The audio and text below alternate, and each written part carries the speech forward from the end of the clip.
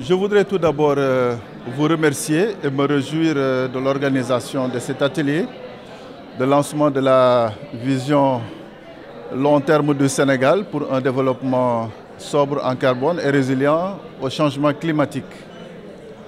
Comme vous le savez, le Sénégal a signé et ratifié l'accord de Paris sur le climat.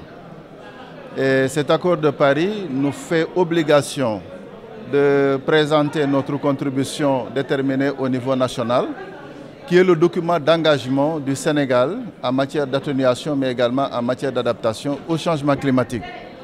Ce document a été élaboré et validé par le chef de l'État en décembre 2020. L'autre exigence de l'accord de Paris, c'est l'élaboration de visions à long terme pour définir les grandes orientations de notre pays en matière de réduction des émissions de gaz à effet de serre, mais également en matière de réduction des conséquences négatives des changements climatiques.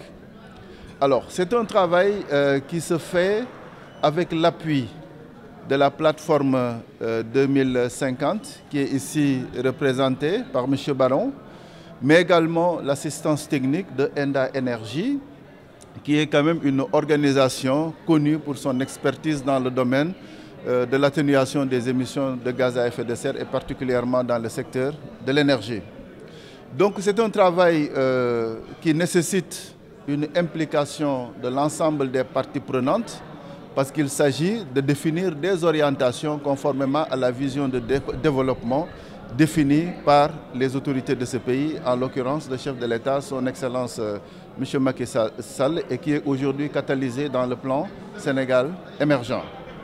Comme vous le savez, c'est un travail qui est d'une grande importance parce que le Sénégal est un pays PMA, mais quand même le Sénégal va entrer très bientôt à l'ère de l'exploitation du pétrole et du gaz. Et comme vous le savez, les énergies fossiles sont aujourd'hui pointées du doigt comme étant l'un des responsables du réchauffement climatique.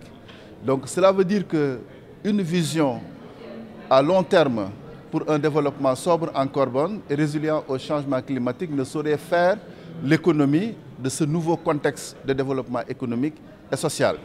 Mais comme vous le savez, le chef de l'État, son Excellence Macky Sall, a déjà donné les grandes orientations à l'Assemblée générale des Nations unies. Il avait clairement dit que le Sénégal s'inscrit aujourd'hui dans une logique, n'est-ce pas, de relever la part des énergies nouvelles et renouvelables dans son mix énergétique. Déjà, nous avons dépassé les 30%, mais également de faire du gaz l'énergie de la transition. Parce que comme vous le savez, le gaz est une énergie fossile, mais qui est beaucoup moins polluante que le charbon, que le gasoil, que l'essence. Donc c'est ce contexte-là qu'il va falloir analyser, l'étudier, l'examiner avec l'ensemble des parties prenantes du développement économique et social de notre pays pour déterminer une vision partagée. Parce que le plus important, c'est d'avoir une vision consensuelle sur laquelle l'ensemble des acteurs vont s'accorder et maintenant dégager les orientations sur lesquelles notre pays va s'appuyer pour mettre en œuvre sa stratégie de réduction des émissions de gaz à effet de serre qui, comme je l'ai dit, reste une obligation de l'accord de Paris sur le climat.